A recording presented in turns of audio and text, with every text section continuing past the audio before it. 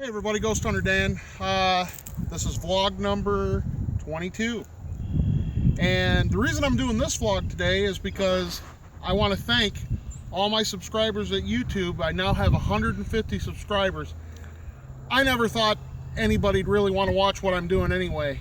I've got over 25,000 views, 150 subscribers. That's really cool in my eyes. I know there's YouTubers out there that have a lot more subscribers and a lot more views. I'm just surprised that people would want to watch what I'm having to say over 25,000 times. That boggles my mind. So anyway, thank you very much. You guys are the reason that I do this kind of stuff. Positive or negative, it's still cool to me. So we're outside of my hometown of Kirkland, and back in the late 1800s, you can see behind me there's the railroad bridge out in here and the creek. Well, that's one of the newer bridges. The older bridge and the old tracks that used to go out here too, there was a train accident and killed 6 of the railroad workers out here, and they all died right over there and are buried now up on the hill in Cronktown Cemetery, which you can't see from here. The only stones that show that there was a life there are flush to the ground, and they were only about that big. Didn't even have their names on them, because back in those days, a lot of people didn't know who people were. There weren't records, there weren't fingerprints, those kind of things didn't exist. So there's one out there that just has the letter G, so that guy could have been named Gary, George, who knows. But, you know, could there be hauntings out here? Well, there was definitely a tragic accident that took the lives of 6 men, so yeah. People sometimes say they can hear people talking in the woods, but out in here, the important thing to say is right up there is Route 72 that goes up across the railroad tracks. Right behind us is now becoming developed, and out in the countryside like this, voices carry a long way through the woods. So, you know, as much as I love a haunting as anybody else, I have to have a lot of proof to back that up. And that's kind of where I'm going with this vlog, is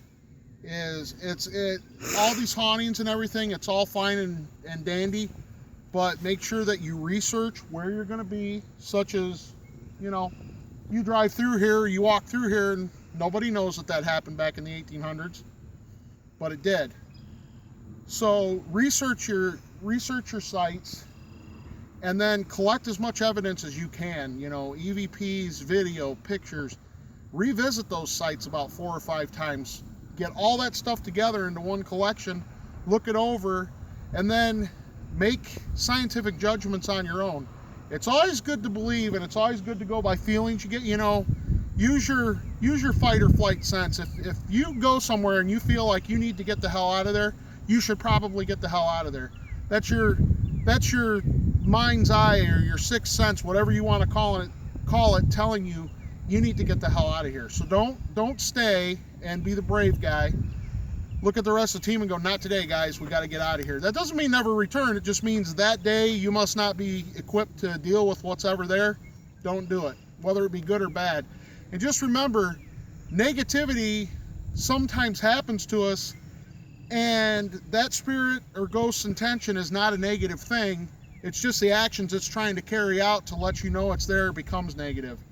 So just because something negative happens on an investigation doesn't mean you're dealing with a negative entity or a dark entity. Just maybe the way it's trying to communicate comes across negative, i.e. you being scratched or pushed or anything like that. So when you're out ghost hunting, just remember, be respectful, research your area, you know, collect all the data that you can, and then make scientific, and not even scientific, just make educated assumptions before you put stuff out of there as evidence. I don't put out evidence, I put out pictures, videos of interest. I can't say they're evidence, I can't say they're not. Nobody in the world can say whether it's evidence, because scientific evidence has to be proved over and over and over in a laboratory setting with the same results. I don't know one paranormal investigator that's ever going to get a ghost to do something 600 times and say, okay, it's here.